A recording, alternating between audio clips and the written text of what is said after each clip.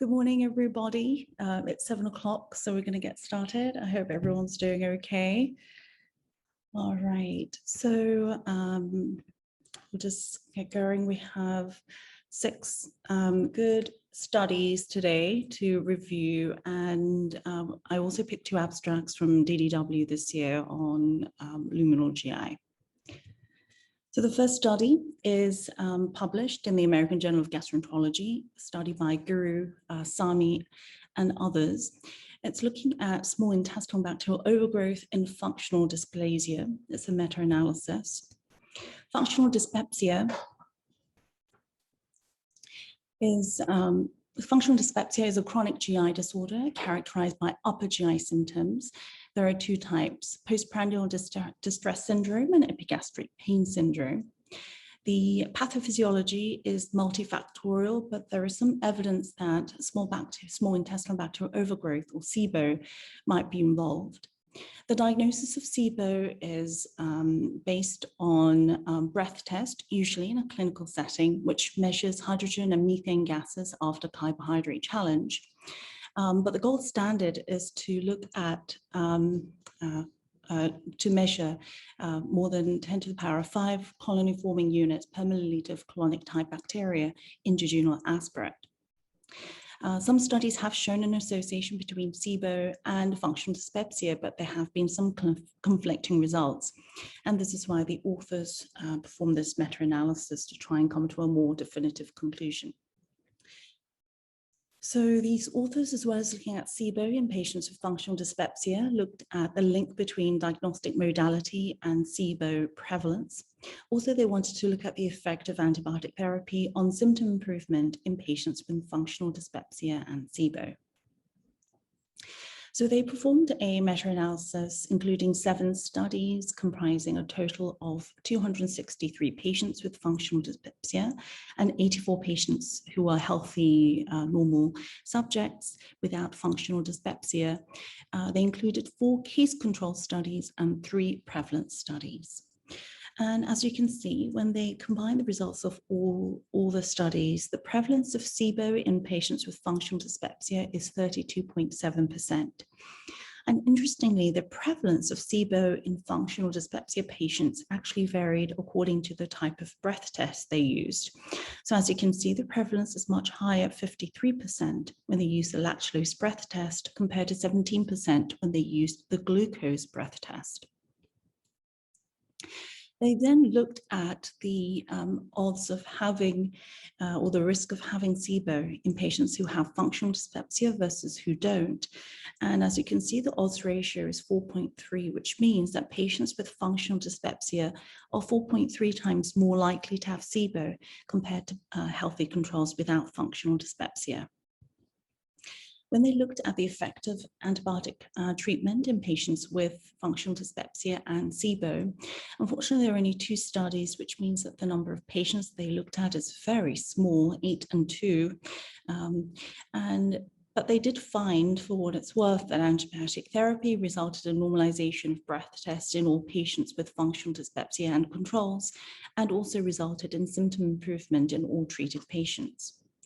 They looked at PPI therapy also and its effect in functional dyspepsia patients with SIBO. Again, the number of patients included in this analysis is very small, but they looked at the prevalent SIBO in functional dyspepsia on PPI, and it was actually much higher than those not on PPI at 67 versus 28%. But this difference did not reach statistical significance. So the limitation is the small number of studies included in the meta-analysis, and this is because there aren't actually that many studies in this area. And all the studies use breath test to diagnose SIBO rather than jejunal aspirate culture, which is considered gold standard. So the take-home point is that there appears to be a link between SIBO and functional dyspepsia, and further larger sample studies are required to confirm these findings. Our next study is published in JAMA by Syverson et al. It's looking at the effect of therapeutic drug monitoring versus just standard therapy during infliximab induction on disease remission in patients with chronic immune-mediated inflammatory diseases.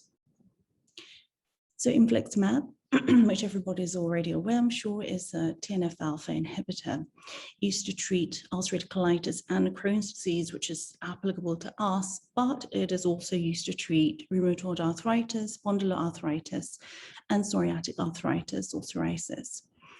However, the treatment failure can occur in 20 to 55% of patients.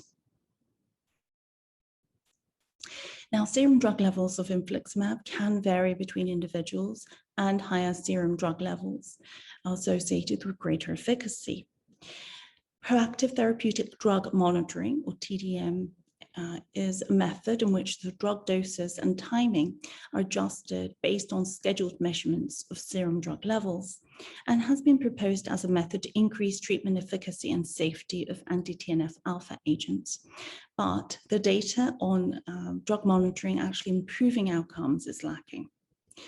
So the aim of the study was to assess the effect of proactive therapeutic drug monitoring during infliximab induction therapy on disease remission rates in patients with 6 immune-mediated disorders for which infliximab is approved and applicable to us, of course, as Crohn's disease and ulcerative colitis, but these authors also included patients with spondyloarthritis, rheumatoid arthritis, psoriatic arthritis, and psoriasis. So they conducted a multi-center superiority open label randomized trial at 21 hospitals in Norway. 411 patients were enrolled, 398 patients underwent data analysis. So patients were randomized in a one-to-one fashion to either therapeutic drug monitoring or standard infliximab therapy. And standard infliximab therapy was according to standard clinical practice, which is loading doses of 5 milligram per kilogram at 0, 2, and 6 weeks, and then maintenance infusion every 8 weeks. And therapeutic drug monitoring is when infliximab doses are given to maintain infliximab levels within the therapeutic range. The main outcome measure was to look at clinical remission at week 30 after starting infliximab, and to look at, so to define remission in Crohn's disease, they looked at the Harvey-Brashaw index of 4 or less, and remission in ulcerative colitis was defined as the partial Mayo score of 2 or less. So looking at the baseline characteristics, as you can see, 198 patients underwent therapeutic drug monitoring. Standard therapy included 200 patients. And looking at patients with ulcerative colitis, they included 80 patients, and they included 57 patients with Crohn's disease. 24% in the therapeutic drug monitoring group had undergone prior biologic therapy, compared to 22% in the standard therapy group. Now, looking at the clinical remission rate at 30 weeks, which is their primary outcome. Now, when you take the ulcerative colitis and Crohn's disease patients, the remission rate for the drug monitoring group was 64% compared to 70%. And this difference is not statistically significant. If you look at the 95% confidence interval for the adjusted difference, as you can see, this value goes from -15 to 25% and crosses 0. And so this basically means that there's no difference between the two groups, essentially. And the same pattern is seen for Crohn's disease. There is no difference in remission rate for Crohn's disease between drug monitoring and standard therapy group. When the authors group together all the disease subgroups, and as you can see, the overall rate of remission for the drug monitoring group was 50.5% versus 53% for standard therapy. And again, this difference was not statistically significant. Now, focusing on ulcerative colitis and Crohn's disease, when you look at the partial Mayo score for ulcerative colitis and you look at disease activity, Throughout the follow-up period, as you can see, these two bars for drug monitoring and standard therapy overlap throughout. So there was not much difference between the two groups throughout the follow-up period. And the same goes for Crohn's disease. The adverse event rates also is very similar between the two groups, 68 for the drug monitoring group versus 70% for the standard therapy group. And there was not much difference between the serious adverse events rates either at 11 versus 10%. Other secondary outcome measures that the authors looked at, which include clinical remission at 14 weeks, median time to remission, cessation of infliximab, the median infliximab level, the mean dose of infliximab administered, anti-drug antibody development, and rate of remission in patients with antibodies were all not statistically significant between the two groups. Now, the main limitation is that this is an open label study, and therefore the possibility of bias due to lack of double blinding is present. And the study was designed to assess clinical remission across the disease groups rather than for each disease group. The authors also excluded 13 patients who were randomized but withdrew before receiving any infliximab doses. Another limitation is that therapeutic drug monitoring strategy was based on prior studies and clinical experience by the study investigators, but it's possible that some patients might have benefited from higher drug levels than that used in this study. Additionally, anti-drug antibody levels are not always comparable between assays, and therefore there may have been some variation between patients when different assays were used. So the take-home point is that in patients with immune-mediated inflammatory diseases that include IBD, in whom infliximab is being initiated, proactive therapeutic drug monitoring did not significantly improve rates of clinical remission at 13-week follow-up compared to standard therapy. Therefore, these study findings do not support the use of therapeutic drug monitoring during infliximab induction for improvement of disease remission rates.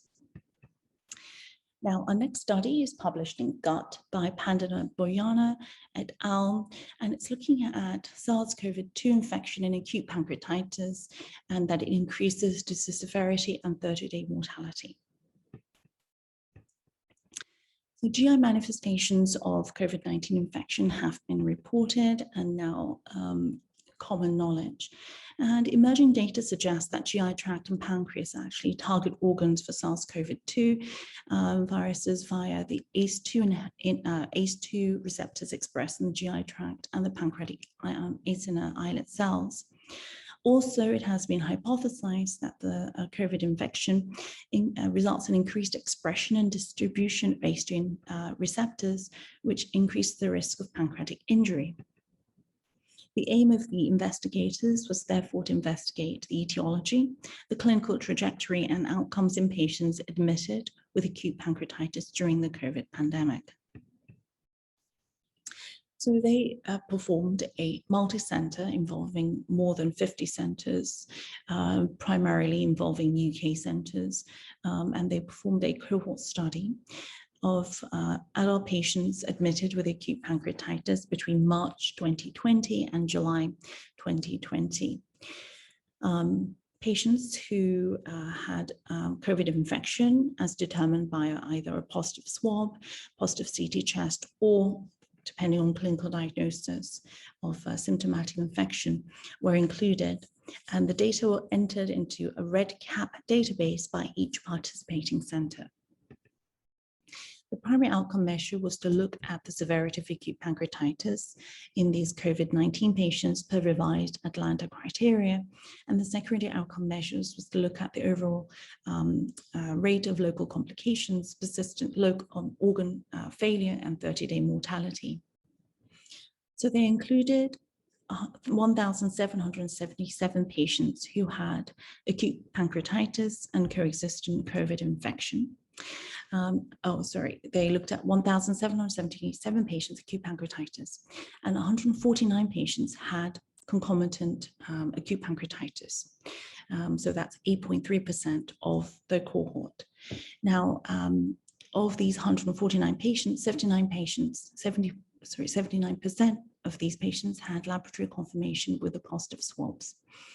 10.7% were diagnosed based on clinical criteria, and 10% were diagnosed based on clinical criteria alone.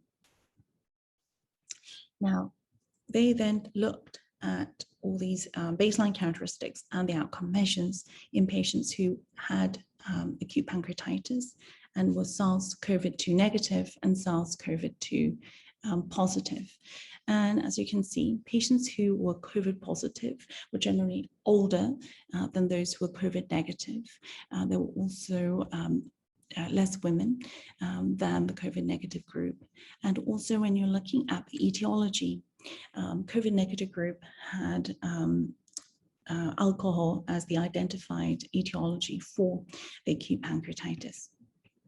When looking at other baseline characteristics, when looking at the severity of acute pancreatitis based on the revised Atlanta criteria, as you can see, COVID patients, COVID positive patients with acute pancreatitis in COVID-2 patients, COVID patients with acute pancreatitis, 23% had severe acute pancreatitis compared to just 6%. When they looked at the instance of acute respiratory distress syndrome in these patients, again, there were more, the higher rates in the COVID patients compared to those without COVID. Again, same with necrosectomy, more patients with COVID underwent necrosectomy compared to COVID negative patients. Now, looking at the outcomes between COVID positive and COVID negative patients, these authors performed unadjusted and adjusted analysis. Now, take into account just the adjusted analysis, which were adjusted based on baseline characteristics and disease severity. Then when they looked at the 30-day mortality, patients who had COVID, who were COVID positive, were more likely to have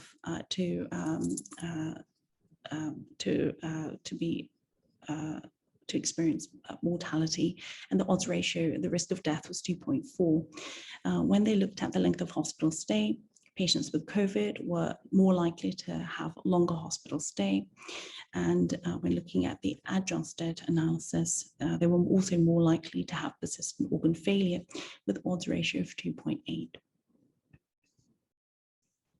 When they looked at the outcomes between patients who did and did not have a known etiology of acute pancreatitis. They looked at just COVID positive patients for this subgroup analysis. And as you can see, there was no significant difference in the outcome measures in COVID patients when the etiology was known versus not known. The main limitations of this study is that varied testing protocols for COVID diagnosis were seen between the participating regions. And the routine COVID testing was not available in the early phase of the pandemic. And this could have led to COVID positive patients being included in the COVID negative group.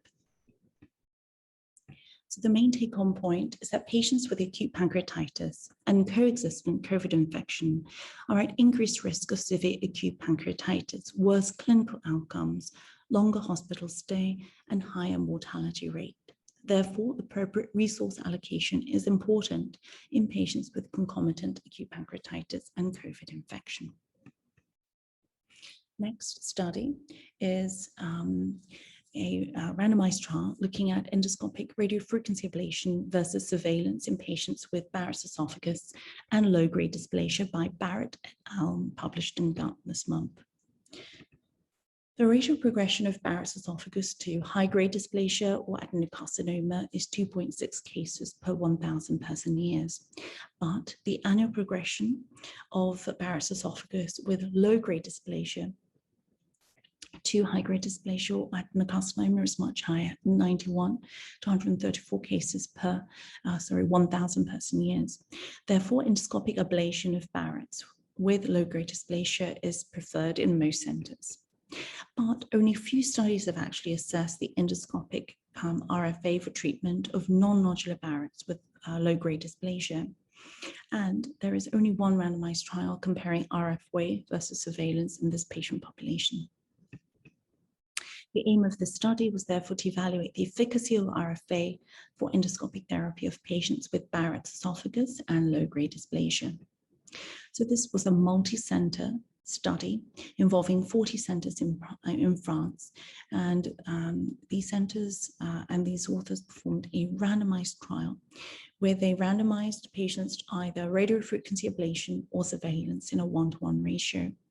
They took adult patients up to the age of 80 years old with Barrett's esophagus, no visible lesions, and low-grade dysplasia as the worst histology. All patients underwent an initial endoscopy with a senior endoscopist to evaluate the esophagus prior to involvement, and biopsies were repeated per the Seattle protocol. And the pathology of low-grade dysplasia was then confirmed by 2 designated expert pathologists at each center. In the RFA group, the Barrett's RFA system was used. They followed the standard rather than the short regime for RFA. The maximum 4 RFA sessions performed for the patients, and then they were followed up with EGD and biopsies at 12, 24, and 36 months after randomization.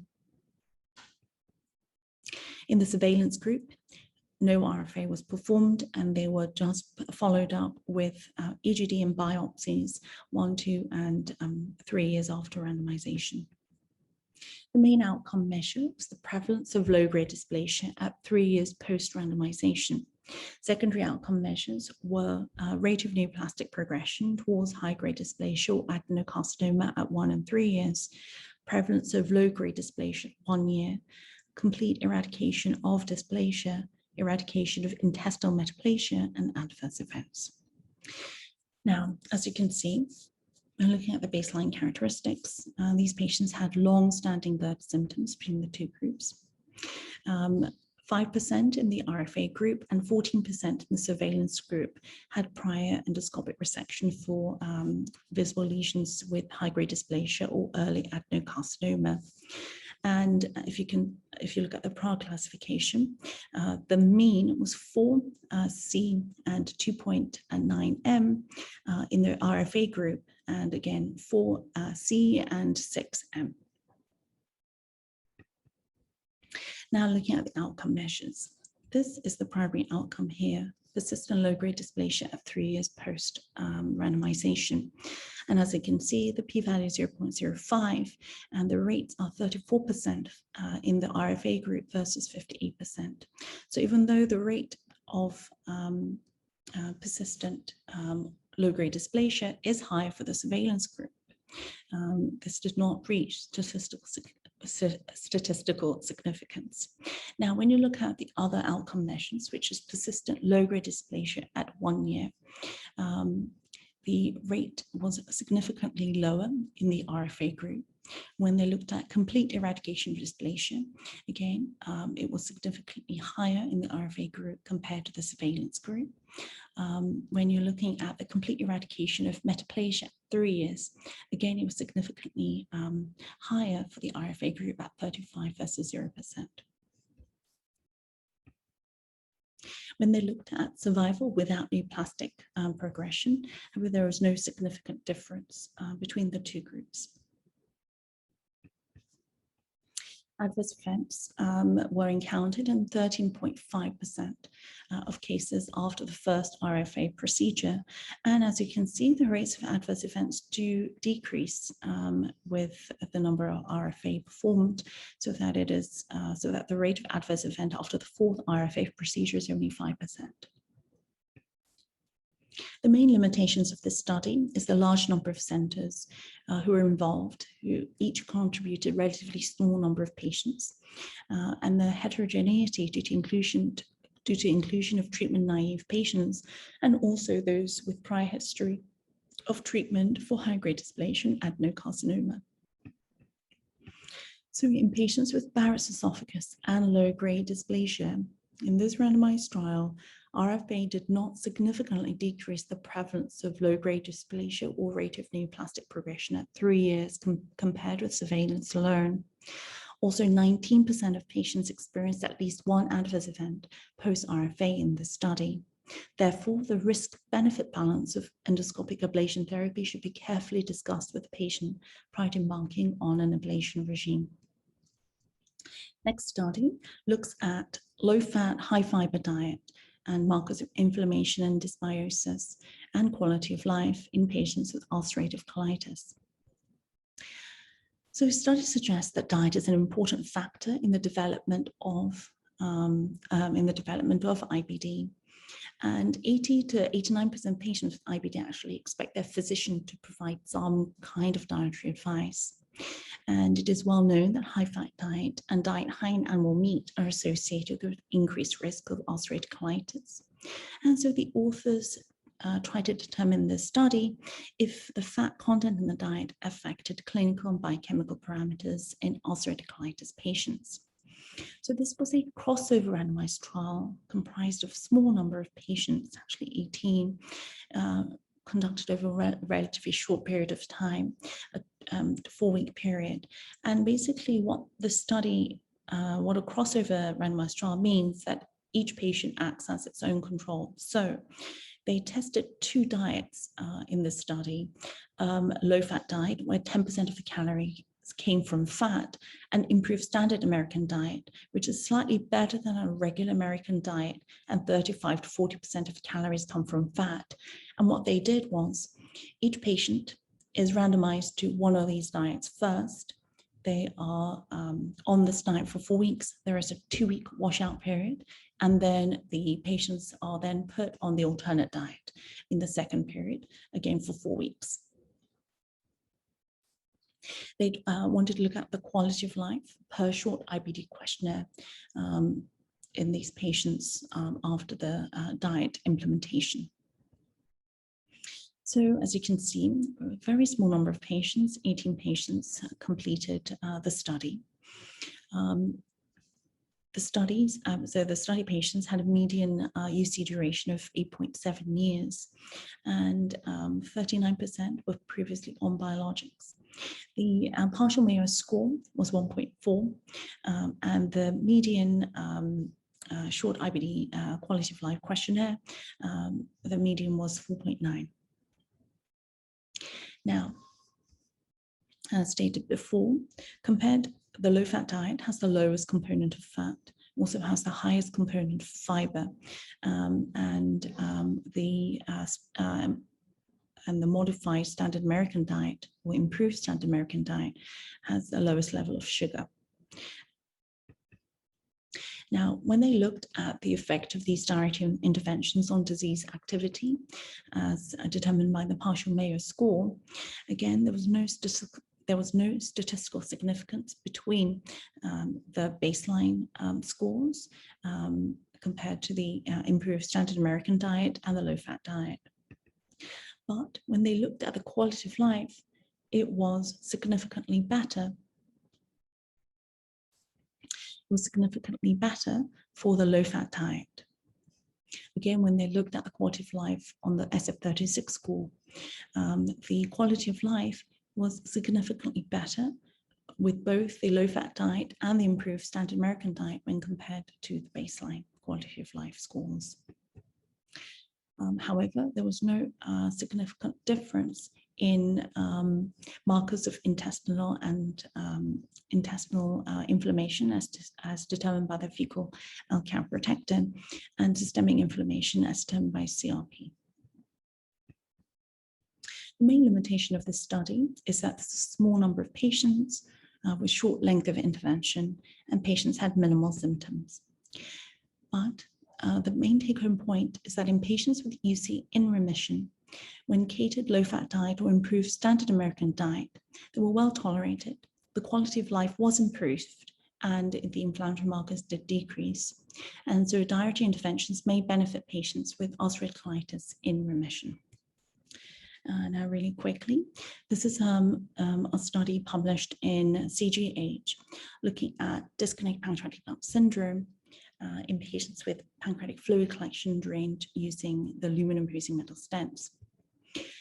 So disconnected pancreatic duct syndrome, or DPDS, is characterized by complete disruption of the main pancreatic duct, which means that the main portion of the upstream pancreatic duct becomes isolated from the main pancreatic duct downstream, and is an important complication seen in patients with necrotizing pancreatitis. So traditionally, when plastic stents were used, patients with DPDS, the plastic stents were left in situ indefinitely to minimize the risk of recurrence. But in this era of LAMS, it's not clear exactly what you need to do because LAMS cannot remain in situ indefinitely, unlike plastic stents. Now there is evidence they really need to be removed at 3 to 4 weeks after insertion. And so the guideline on what to do in these patients is not clear. So we looked at patients who underwent PFC drainage using LAMS, who also had DPDS. And what we did was we replaced the LAMS for 2 plastic stents to remain in situ indefinitely in patients with DPDS. So as you can see, we took patients with both pseudocysts and necrotic collections with a CT severity index of 8 to 10 in 2/3 of the patients. And we looked at the rate of PFC recurrence in patients who did and did not have LAMS exchange for plastic stents. So as you can see, of 188 patients, 94 had DPDS. And we were able to exchange LAMS for plastic stents in 70 of the patients, but in 24 we could not. And as you can see, the rate of recurrence in patients in whom we were able to replace LAMS with plastic stents was 1.4 versus 25%. So as you can see, it's important to ascertain the integrity of main pancreatic duct in patients undergoing EUS-guided drainage of PFC using LAMS, and therefore, should an underlying DPDS be identified, we recommend that every attempt be made to exchange LAMS for plastic stents to minimize the change, minimize the risk of PFC recurrence. So I did have 2 abstracts that I chose from DDW, but we're running very short on time. We're actually at 7:30 right now. So we did present this last Monday. You can watch it on Shyam's YouTube channel. And so I won't go through it today, just in respect of people's time. I know people have work to do, etc. So just for GI Journal Club recap for this month, there appears to be a link between SIBO and functional dyspepsia, and further larger sample studies required to confirm these findings. In patients with immune-mediated IBD, inflammatory diseases, including IBD, in whom infliximab is being initiated, proactive therapeutic drug monitoring did not significantly improve rates of clinical remission at 30-week follow-up compared to standard therapy. Patients with acute pancreatitis and coexistent COVID infection are at increased risk of severe acute pancreatitis, worse clinical outcomes, longer hospital stay, and higher mortality rate. In patients with Barrett's esophagus and low-grade dysplasia, RFA did not significantly decrease the prevalence of low-grade dysplasia or rate of neoplastic progression at 3 years compared with surveillance alone. In patients with UC and remission, keto low-fat diet or improved standard American diet will each well-tolerated, improved quality of life and decreased inflammatory markers. And it is important to ascertain the integrity of the main pancreatic duct in patients undergoing EUS-guided drainage of PFCs using LAMS, and therefore should DPDS be identified in your patient, we recommend LAMS be exchanged for plastic stents to minimize the risk of PFC recurrence. Thank you so much for joining us this morning. Our next journal club is on the first Wednesday of July, which is July 7th. I hope everybody has a great day. And thank you so much for joining us this morning.